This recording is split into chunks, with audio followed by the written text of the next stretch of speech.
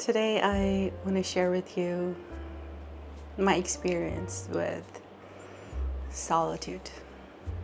In the past 6 months, I have been isolating myself actively from other people. This doesn't mean that I don't go out or anything. I do go out for a walk and interact with, people in a very neutral way. But I don't socialize.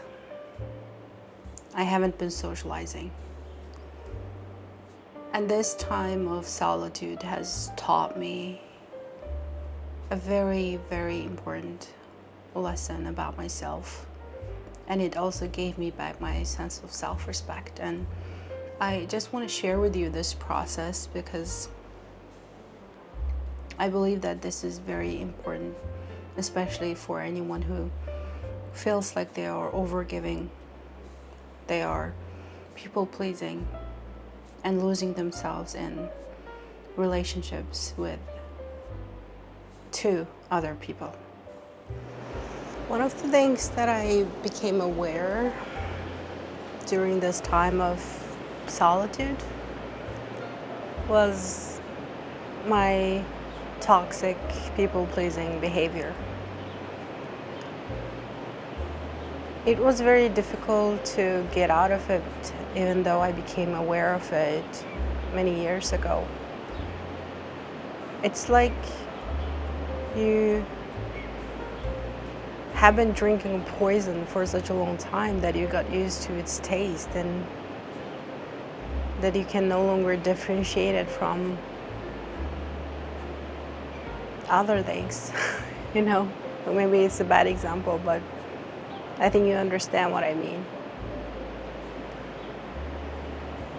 Like when you're inside of the cycle, when you're constantly surrounded by people who feel entitled, who expect you to do something for them, who expect you to solve their problems, who relies on you to feel happy, to feel good about themselves, it's very difficult to stop. And eventually my body gave up because burnout is inevitable when you are a people pleaser, both in your personal relationship and at work. Like you want to please everybody, and because we're not built in that way, And this behavior started when I was really young. And when I became older and became really aware of the fact that I was doing something wrong, I just couldn't stop. Like I said, because I was always surrounded by people who would expect things from me, and one of my biggest fears was to disappoint other people or to hurt their feelings. And now I'm saying it out loud, it feels so stupid and so ridiculous. But back then, that fear felt so real.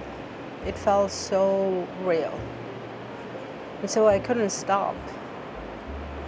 But once I experienced burnout a couple of years ago, and then my pain progressed, and especially in the past 6 months, I wasn't been able to go out that much. And I have very low tolerance to crowded places or noise or stuff like that. So I mostly spend my time at home or just walk around in my neighborhood, in the nature. And I have no social life, which I am actually very grateful for, because during this time of isolation, I've realized that I've lost my self-respect. Because when you people please, you compromise all the time. I wasn't aware of how toxic the people that I was interacting with. And these were the people who always demanded me to agree with them, demanded me to let them know that they were right. And by agreeing that they were right, I was silently admitting that I was wrong, even though I wasn't. And this act of self-betrayal destroyed my self-esteem and my self-respect. And I had to build myself up from the ground.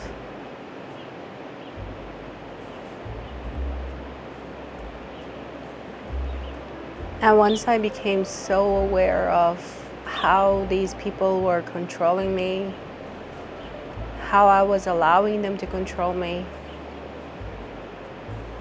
I saw very clearly that I was always afraid of conflict, and that in order to avoid that conflict, I was compromising all the time. Now I had to get inside and stand a little bit because my legs are hurting. It's very difficult to find like a comfortable position with these pains. Sometimes sitting helps, sometimes standing and moving around helps, so whatever helps at this moment. Anyway, I was talking about compromise. And when you compromise for a reason, because you want to avoid conflict. You're afraid of being disagree. And this is one of the things that I have learned so much about myself, about other people, about how dynamics works between human beings, that it is, as a matter of fact, inevitable for us to disagree with each other. It's just because we were not presented with a safe space to present our opinion without the fear of being attacked. Therefore, we are afraid of saying our opinion, standing on our ground, and saying that it's safe to disagree, it's safe to have conflicting opinions. I never had that safe space. And so I'm now doing my best to create this safe space for my daughter. I encourage her to share her opinions with me, even if it doesn't align with mine. And then I let her know that just because I disagree with you doesn't mean that I don't love you, or I hate you, or I'm going to argue with you. There's no that kind of fear. This is a safe space. We can have conflict. We can have conflicting opinions. And I don't have to agree with you to validate your opinion. You don't have to agree with me to validate my opinion, because I've seen that one of the things that these toxic people do is that they force you to agree with their opinions. Until you give up your opinion, they never give up. For them, it's so important to just control you, to make you feel like you are wrong, they're right. I've dealt with that kind of people my entire life. Starting with my parents, my sibling, my cousins, my extended families, my friends, countless people. And so since I am an empath, I'm a very sensitive person. I know how somebody is feeling just by looking at them. I did not know how to use this power before. And now I know, but I no longer tune into their feelings anymore. Because I know that it's not my problem to solve. It's not my issue to solve. I'm not responsible for how they feel. Because sometimes people can express hurt just because you don't agree with them. You don't validate their opinion. But then if you really think about it, if you constantly validate their opinion, what happens to your opinion? What happens to your values? What happens to where you stand?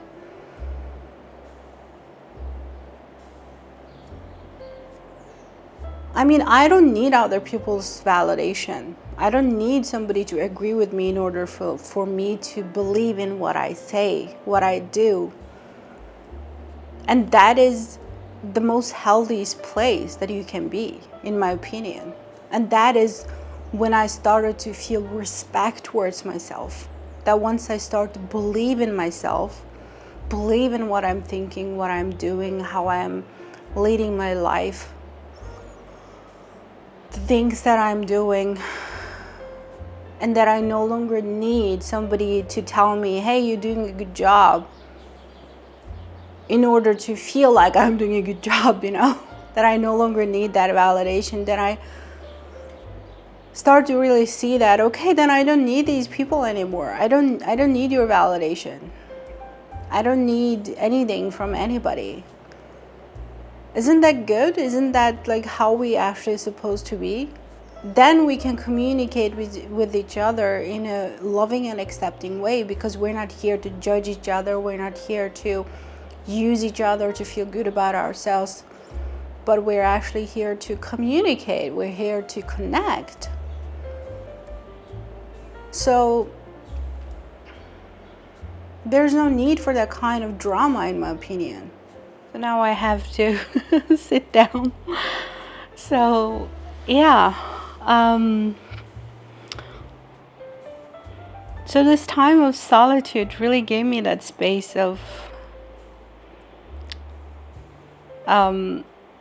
focusing on myself, for the first time, when I ask myself, what do I need in order to feel better, in order to feel good about myself? And the immediate reaction in me was that, am I being selfish? Because that's what happens when you're such a people pleaser all the time, and that you have never even taken care of yourself. You never considered your own needs and desires.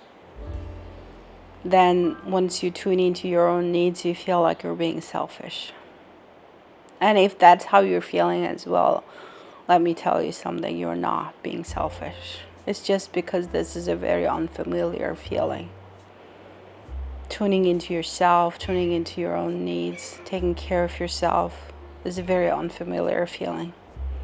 And we were brainwashed to believe that this is selfish. But then think about it. If somebody comes to you and asks you to just give me, give me your attention, give me everything so that I can feel better, don't you think they're being selfish? So why do you think it's okay for them to be selfish, but then it's not okay for you to be selfish? I mean, I had to have these deep philosophical questions with myself in order to get myself out of that mud that I was stuck in for such a long time. So I do hope that this video in some way was helpful to somebody out there.